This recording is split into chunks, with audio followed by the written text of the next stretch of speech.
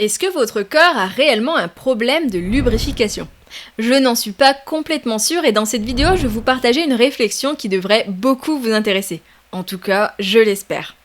Je vous partagerai également une stratégie pour permettre à votre vagin de mieux lubrifier. Si ça vous intéresse, je vous invite à cliquer maintenant sur le bouton j'aime. OUI est une école en ligne dédiée à la sexualité, au plaisir et à l'orgasme.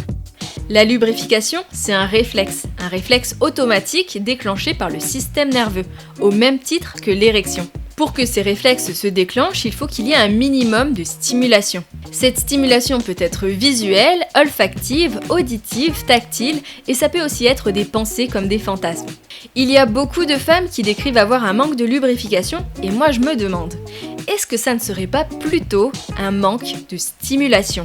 Dans la sexualité, on n'a pas beaucoup de modèles vers lesquels se référer. Le sexe, c'est tabou, c'est caché, sauf à un endroit. Cet endroit, c'est Internet. Aujourd'hui, nos principaux modèles sont issus du cinéma ou de la pornographie. En tant qu'être humain, on est beaucoup influencé par ce que l'on voit, par ce que l'on entend, etc. Et dans la pornographie, qu'est-ce que l'on voit ? On voit des personnes, généralement émotionnellement détachées l'une de l'autre, qui ont rapidement des relations sexuelles. Même si dans le porno, il peut y avoir un minimum de préparation avec des caresses et des bisous, ça reste quand même assez limité. Pourquoi c'est limité ? Parce que quand les gens vont voir de la pornographie, ils veulent quelque chose de stimulant, de rapidement stimulant. Ils ne veulent pas forcément voir 20 ou 30 minutes de caresses ou de bisous. Et le fait d'être exposé régulièrement à ce type de vidéos peut induire inconsciemment un apprentissage selon lequel le rapport sexuel doit se passer rapidement. Il peut aussi induire inconsciemment que la femme va rapidement avoir du plaisir dès le moindre mouvement de va-et-vient entre le pénis et le vagin. Ce qui n'est pas du tout le cas, vous en conviendrez. Ça fait en sorte que si dans la réalité on ne correspond pas à ce que l'on voit dans le porno, on peut avoir l'impression que l'on a un problème. Et que si notre corps ne lubrifie pas rapidement pour avoir une pénétration, alors c'est qu'il a un problème. De mon côté, je vous propose plutôt de voir les choses un peu différemment. Et si ce n'était pas votre corps qui avait un problème, mais que le problème, entre guillemets, résidait plutôt dans la façon même d'envisager la sexualité. Un rapport sexuel rapide est un rapport qui ne prend peut-être pas en compte ce que le corps a besoin pour qu'il devienne sexuellement excité. Je suspecte donc que chez beaucoup de femmes, l'absence ou le manque de lubrification s'explique davantage par un manque de préparation du corps plutôt que par une incapacité à lubrifier. Pour devenir sexuellement excitée, pour qu'une personne se sente en sécurité, elle peut avoir besoin de 20 ou 30 minutes de caresses sur tout le corps avant que le réflexe de lubrification s'enclenche. Qui parmi vous passez autant de temps à vous caresser ou à être caressé sans vous toucher la zone génitale ? Bien sûr, même si le temps dédié à la sexualité peut influencer la lubrification, il peut y avoir également des problématiques hormonales, des maladies ou des médicaments qui viennent interférer avec les mécanismes de lubrification du corps. Il peut aussi s'agir du stress, des expériences de violences sexuelles passées et de plein d'autres choses, dont aussi l'hygiène de vie. Mais si avec la stratégie que je vous propose de faire à la fin de la vidéo, vous ne voyez toujours pas d'amélioration, là ça peut être intéressant d'aller consulter un ou une professionnelle de santé pour investiguer plus en profondeur votre situation personnelle. Beaucoup de personnes consacrent assez peu de temps à faire l'amour, en tout cas pas assez de temps pour que le corps ait le temps de lubrifier, ce qui fait qu'elles vont soit avoir des rapports sexuels douloureux, ou soit elles vont utiliser du lubrifiant et donc remplacer un mécanisme du corps. Une chose est sûre, il vaut mieux utiliser du lubrifiant plutôt que d'avoir mal.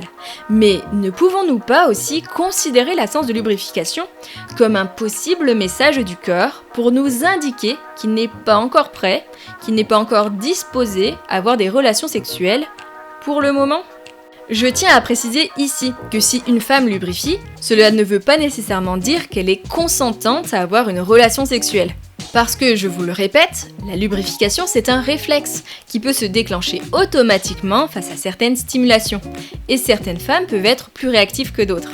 Ce que je vous propose de faire la prochaine fois que vous vous masturberez en solo ou que vous aurez des relations sexuelles avec une autre personne, c'est de prendre le temps. De prendre le temps de caresser tout le corps pour l'éveiller petit à petit aux sensations agréables. De prendre le temps de vous embrasser. De prendre le temps de vous regarder. de prendre le temps de caresser le pourtour de la zone génitale, que ça soit l'intérieur des cuisses, le ventre, les fesses, etc., etc. Ensuite, vous pouvez effleurer la vulve au travers des sous-vêtements, puis aller caresser d'autres zones du corps, puis revenir avec un peu plus d'intensité, puis repartir, puis revenir, etc., etc. Essayez ça, puis donnez-moi des nouvelles. Plus sérieusement, essayez, puis voyez si ça fait une différence sur votre lubrification. Je suis sûre que pour plusieurs d'entre vous, il va y avoir une différence. Si le fait de faire ça active votre lubrification, alors vous n'aurez peut-être plus besoin d'utiliser du lubrifiant ou de vous faire des tisanes à la sauge. Rendez-vous compte, si votre corps est plus disposé à la sexualité, s'il lubrifie par lui-même, ça augmente aussi vos chances que votre corps soit plus disposé ensuite à ressentir du plaisir. Dans certains cas, le lubrifiant peut être tout à fait recommandé. Il n'est pas souhaitable d'avoir mal pendant les relations sexuelles. Mais dans d'autres cas aussi, je suspecte que le lubrifiant soit utilisé un peu trop rapidement et qu'il empêche d'offrir au corps ce dont il a réellement besoin. Votre corps a besoin de se sentir en sécurité. Il a besoin d'être respecté. Il peut avoir besoin de douceur, de plus de temps, et c'est ok. Vous voyez ce que je veux dire ? Prenez le temps de réveiller votre corps dans toute sa globalité. N'hésitez pas à commenter cette vidéo et à lui mettre un petit pouce pour faire en sorte que ce message soit diffusé au plus grand nombre. En attendant, je vous souhaite une sexualité pleine d'humidité. Pour ne pas manquer les prochaines vidéos, abonnez-vous à cette chaîne en cliquant sur la petite cloche.